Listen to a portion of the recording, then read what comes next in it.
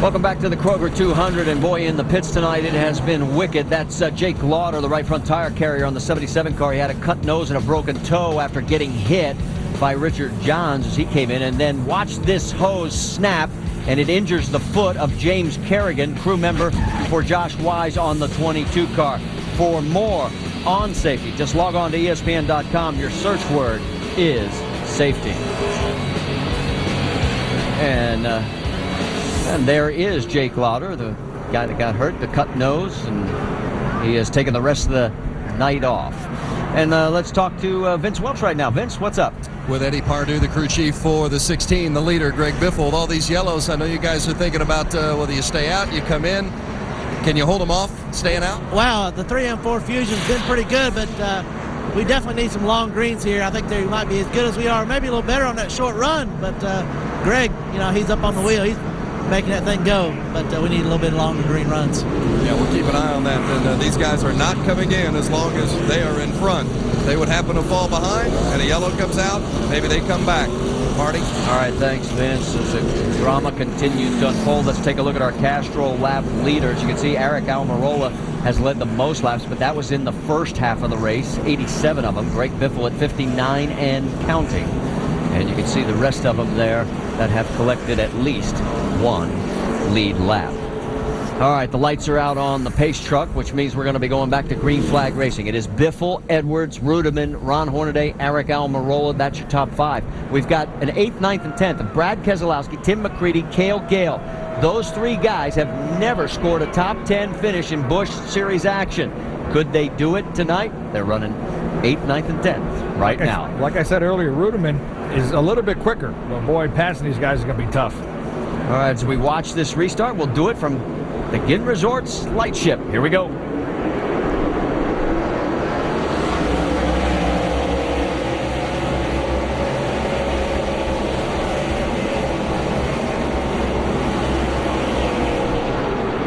Biffle goes right back up to the high side line. He loves riding the rim. Oop, I saw some dust flying back there. That's right. Hornaday must think he's driving that truck. Ron won the truck race last night, if you've just tuned in. He's running in the 4th position right now.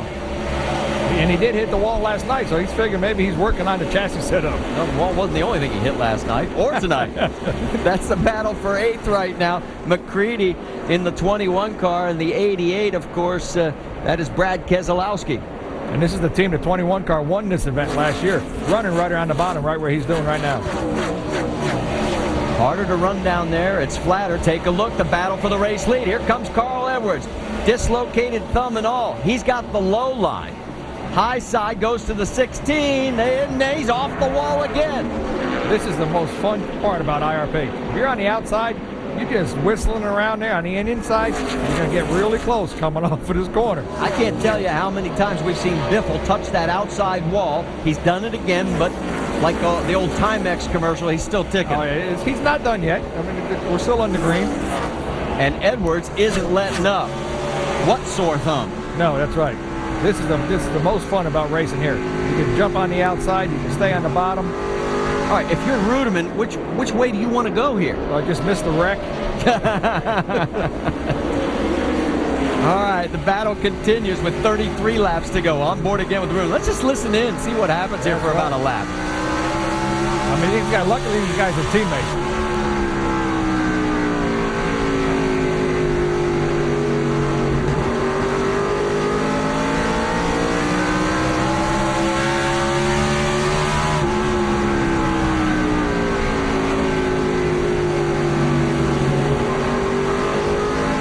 Edwards actually led that lap, so another lead change officially in the books, but this is far from over. And again, we saw Biffle slide against the wall. Absolutely.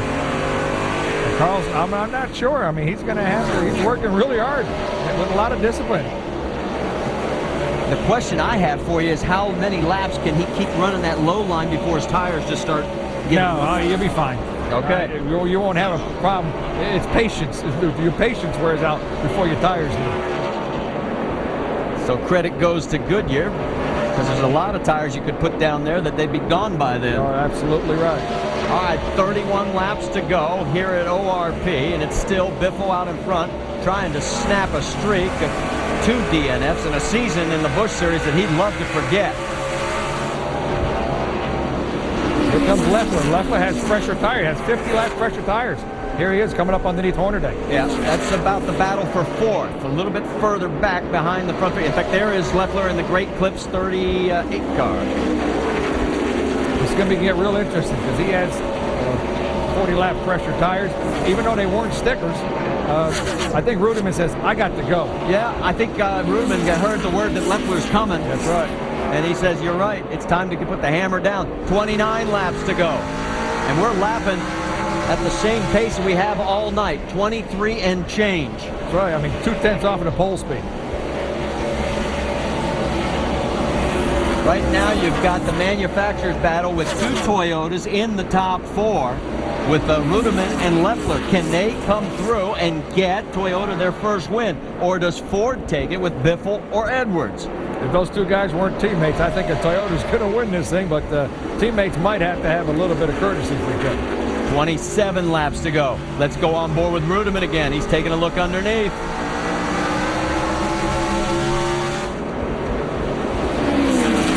Can't get it done. He's going up the middle now.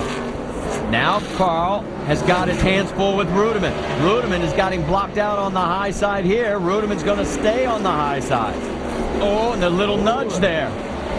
Carl got a little loose, and Reutimann got away from him. And here comes Leffler with those fresher tires. That's right. I'm not sure. It was easier for Reutimann on the outside there to get by him. We'll see if Reutimann can run him down now. Meanwhile, it's allowed Biffle to open up about a 3/10 of a second lead, and we'll have 25 laps to go this time by. It's easier to keep the guy pinned down when you're on the outside because you get a lot better run up off the corner. But don't look like Carl has a lot left. Well, and now you can see that Leffler has cleared him. So he has moved up to 3rd. Remember, he was back in like, what, 17th, 18th place when we went back to that tire stop, and he has fought his way back to the top 3. You can watch the front rotors on these things glowing red going into 3. Back on board with Leffler. That's Reutimann right in front of him. Hopefully Reutimann's spotter's just saying, hey, turn your mirror up. Go catch that cat in front of you. Don't worry about who's behind you. I'm still seeing that tire smoke coming off of the right rear on Biffle's car. Yes. Well, I think it's just from when he gets into the corner, the nose of the car drops so much that the top of the tire is hitting the hood. All right, take a look at the Toyota contingent tonight. 2nd, 3rd, and 10th. Let's get more on the 99 of David Reutimann from Vince Welch. Well, guys, remember, Reutimann started 30th tonight after having to start at the back of the pack because he missed qualifying when he was over-qualifying for the Brickyard 400. They made some significant adjustments during an early pit stop, and the car has been a rocket throughout the course of this race. And remember, he's not just driving for himself, he's driving for the manufacturer Toyota, still seeking that first win in the NASCAR Busch Series. Jack Carruth. Meanwhile, the man in 3rd place dipping to the inside trying to challenge fellow Toyota driver is Jason Leffler. Guys, it was not just the tire choice that has given Leffler this new muscle. His spotter noticed that some cars were getting better bite a little lower in the corner. So the spotter said Jason wanted to try to go low. And Shannon, that's what he's doing right now. Well, Carl Edwards had started all the way to the back of the field because he wasn't here for qualifying, moved his way all the way to the front, led a lap, and now he's dropping back. Guys, this car has been loose all night. They have made many adjustments. Carl just came over the radio to PK and said, it's real loose, buddy. So still battling a loose car. Guys, they're just telling Greg Biffle, be smooth, lap after lap after lap, race the track. They know he's got an advantage.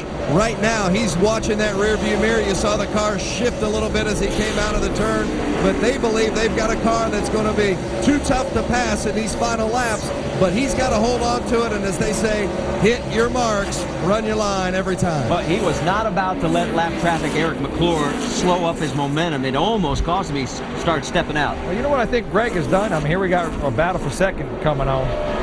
What Greg has done, he's found some grip. He's found some grip up against the wall. And then before the safer barriers, that's where he used to run. So now with that safer barrier there, there's a little bit of grip up there still. You saw a little nudge going on right there between the 99 and Leffler. No harm, no foul.